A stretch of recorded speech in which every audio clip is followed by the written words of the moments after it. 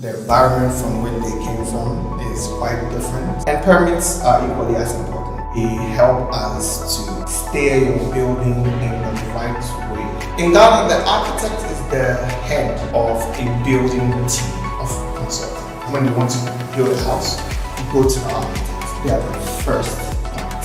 Basically, the structural engineer, the services engineer, and the quantity surveyor, to give you the full complement of drawings that you need for permits. Because there have been several cases of land disputes where people who didn't actually own the land sold the land. Alright, so today I want to talk about actually what it takes to build safety here in Ghana. And I know a lot of people back in the States, where I came from, they're just curious to know, what does that look like to build safety here in Ghana? So guess what? I have a special friend, Michael Afunya. I think I said it right, and he'll correct me, but he's a structural engineer. So just so that the people know how to actually pronounce it, because I'm still working on my vernacular, can you please pronounce it? Michael Afunya. See, I couldn't get that. But anyway, Michael, thank you so much for being here. This is what I want to actually first start off with. What's the number one thing that you really wish that new foreign investors, or foreign developers, I should say, what they should do before they actually start building here? Well, I think that understanding that the environment from which they came from is quite different and more structured than the environment in which they are coming to is the most important thing. That allows for them to know that I need the help of a professional in the country to help me navigate the system. Mm-hmm. Because trust me, every worthwhile professional that you'll engage with will have the knowledge to help you go through the system at different points in time to achieve the best results. Mm-hmm. Do not think of them as an expense. Think of them as a means to prevent you from incurring an expense. They will come at a fair price based on what their profession stipulates, and they will give you value for money. I always advise, get someone who is a professional in the field here and let them help you through the processes. First things first. So it's a necessity. Yes, it's which is huge. Yes. Now, in the States, we prioritize like setback rules and permits. What would you say, what's the first thing someone like me wanting to be a developer here, what's like one of the first steps that I need to take? Setback rules and what's another permits. Permits are also vital here. Okay. It is just that people have found ways to go around it. Now, the rule for setbacks is once you have your shewn edge on your plot size, what you would need to build on will be an area offsetted from each of the sides of the plot. The offset is, I think it's a minimum of 3 meters. I stand to be corrected if it varies in certain areas based on what kind of building that you're building, but I think generally it's 3 meters or 10 feet, whichever one you're comfortable with. Then your building can now actually occupy after you've offsetted those 3 meters, that area that you have, that's where your building can occupy. Mm-hmm. But people have found ways to make it a little shorter in certain areas because their design requires a little more space. Mm-hmm. It's not the best because those offsets are put in place for a reason. Right. But people do not understand the reasons for which those offsets are put in place. And permits are equally as important. They help us to steer your building in the right way so that it is approved according to every little concept that is beneficial for building. But who's checking these permits to make sure they're being checked? The district assemblies are responsible for issuing permits. We have various district and metropolitan assemblies that do that. And the processes are still the same. You apply, but you have to have a complete set of drawings to apply for permits. There are instances where there's an understanding between the district assemblies or the metropolitan assemblies and the individual to submit the architectural drawings ahead of the other engineering drawings and the bill of quantities, so that it gives him some time to put those together and beef up his documentation, but the process would have started. That is also something that is done sometimes based on certain considerations. But ideally, you should have all your drawings ready and when you're making your submission for your permit. Should you question if someone's kind of doing the loopholes? You know, you're thinking you're moving along your process faster, but in the outcome, you're really hurting yourself. Should you think about the person that you're working with if they're working with loopholes?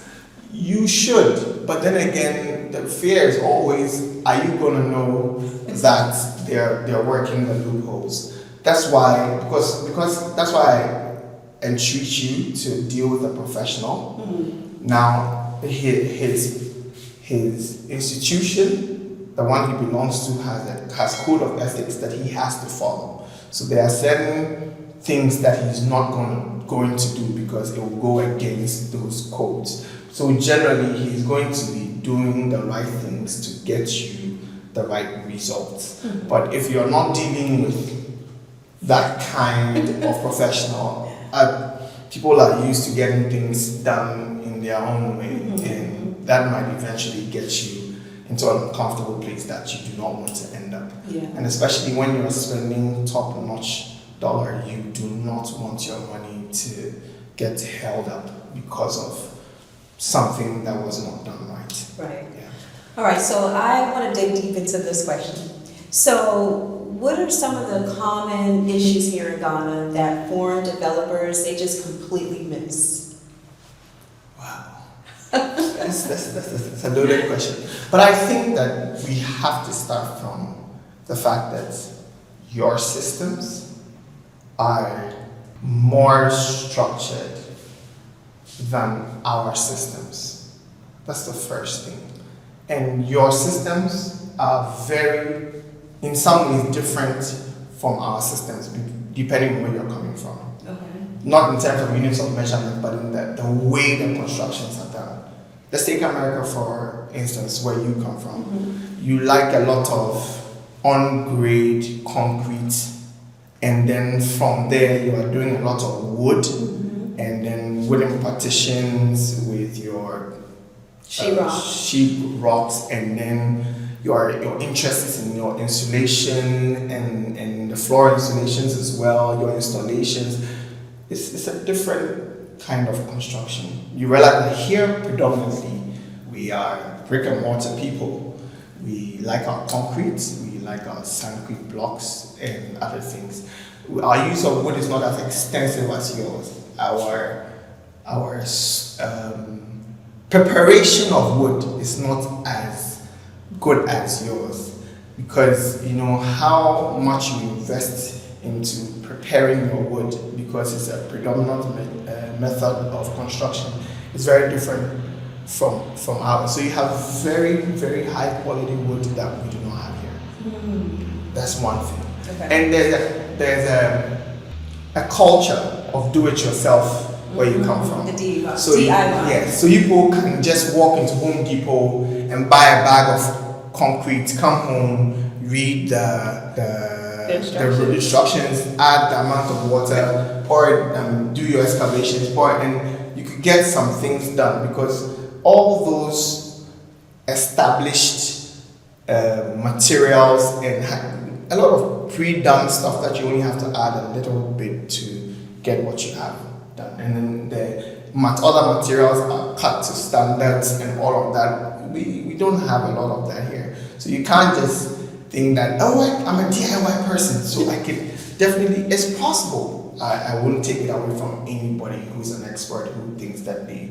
want to take up the challenge. It's possible to do. Mm-hmm. Just that logistically you will have some challenges, which I'm sure you can go around if you're really prepared to get your things the way you want them.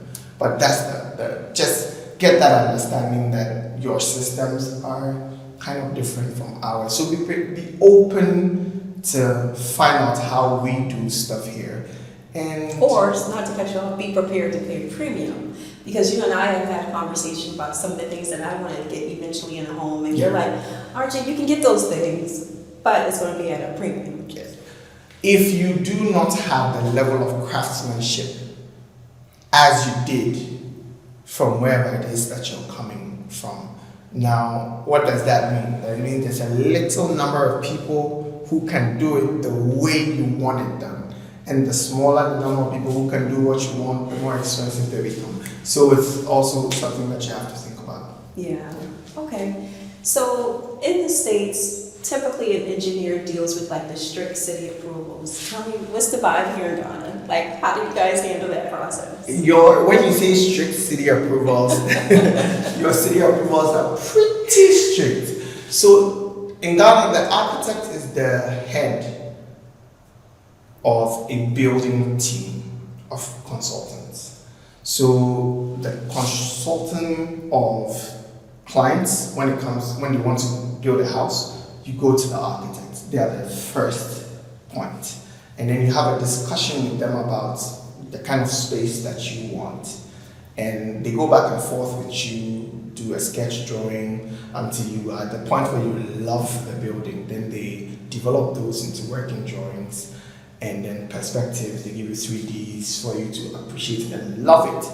And then from there, the work moves to other professionals, basically the structural engineer, the services engineers, and the quantity surveyor, to give you the full complement of drawings that you need for permit.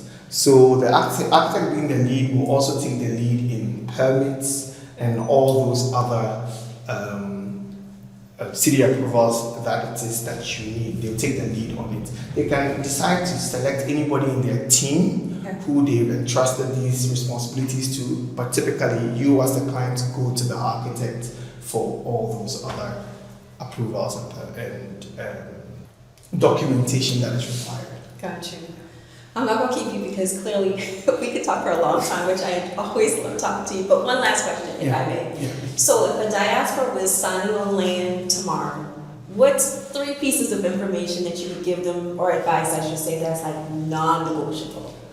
3 pieces of advice. I would start with, do not think that you can do it all by yourself.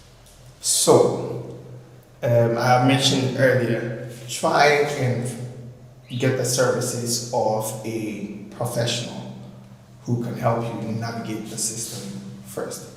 If you want to do it by yourself, make sure that the piece of land that you want to get, you have the documentation for that piece of land that allows for you to check for the owners of that particular piece of land. And show that the owners that you find out from the Lands Commission are the same people that you're dealing with before money is exchanged. Okay. Very, very, very important, because there have been several cases of land disputes where people who didn't actually own the land sold the land out. And the third thing is, with the second thing, buttressing the first point, with respect to the using the professionals, sometimes it's for your own good, because they can smell the accent a mile away. Okay. So your prices will tend to be different from what they're supposed to be. So that is also something that you should look out for. So I think that those are the non-negotiables. Get a professional, and if you're going to do it by yourself, please check and double check that you're dealing with the right people. Okay. Great advice. So I hope that you've gotten so much value in this, because I have. We're going to bring him back, I promise, a lot. But I'm going to make sure that I put his information in the description box. If you have any questions, please leave it here in the comments. And do me a favor, like, share, and subscribe, because I promise you I'm going to bring you more information as I learn and grow. I'm going to also bring it to you while I'm here in Ghana.